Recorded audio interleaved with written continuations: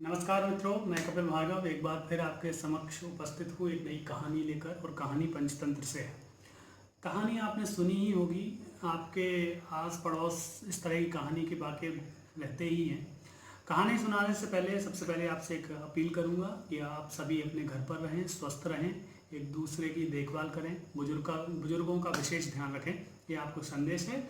और एक गुजारिश भी है कि ज़्यादा से ज़्यादा इस यूट्यूब चैनल को लाइक करें, सब्सक्राइब करें और बेल आइकॉन पर ज़रूर क्लिक करें ताकि आप तक अधिक से अधिक कहानियाँ और एजुकेशनल चीज़ें पहुंच सकें।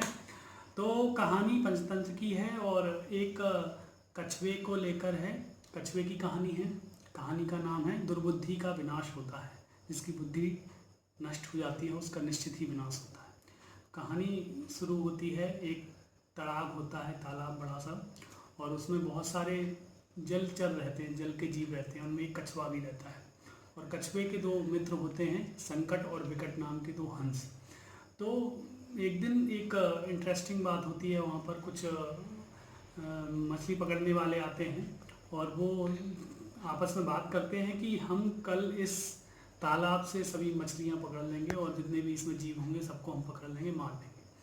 तो इस बात को सुनकर सुबह जब कछुआ ये बात सुन रहा होता है और सुबह वो हंसों से बात करता है कि तुमने सुना कल रात में उन मछुआरे ने क्या बात की।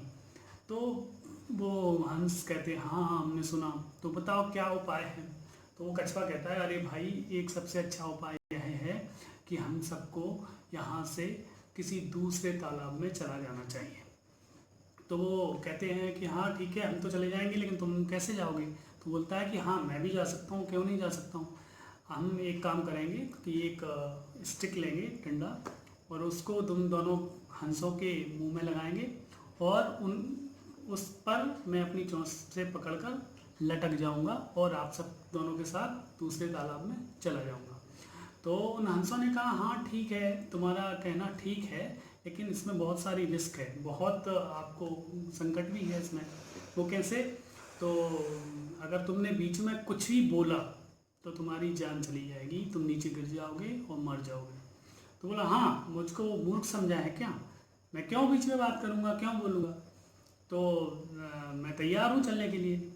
ठीक है, हंस भी मान गए उसकी बात कि बात कह रहा है, इसकी जान बचती है ऐसे, तो हम इसकी मदद जरूर करेंगे। तो वो तैयार हो जाते हैं, एक छड़ी लेकर आते हैं, उस छड़ी को दोनों चोंच में लगाते हैं हंस, और उस कछुए को बीच में लटका लेते हैं, टांग लेते हैं।